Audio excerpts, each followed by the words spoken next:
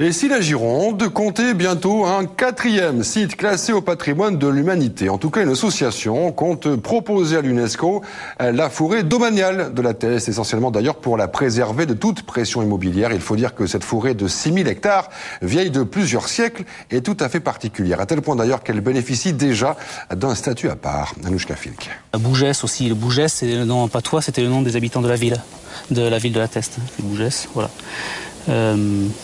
Ici, on a encore un four, Orne-la-Aurès, voilà, etc., etc. L'exploitation de la forêt de la Teste de Buch n'est pas toute jeune, elle date de plusieurs millénaires.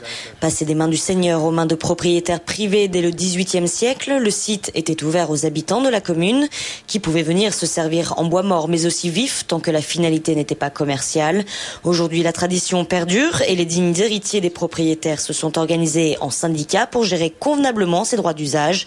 Si une démarche d'inscription au titre de patrimoine culturel de l'UNESCO est toujours en attente, la forêt, elle, bénéficie tout de même d'une solide protection pour faire face à la pression urbaine.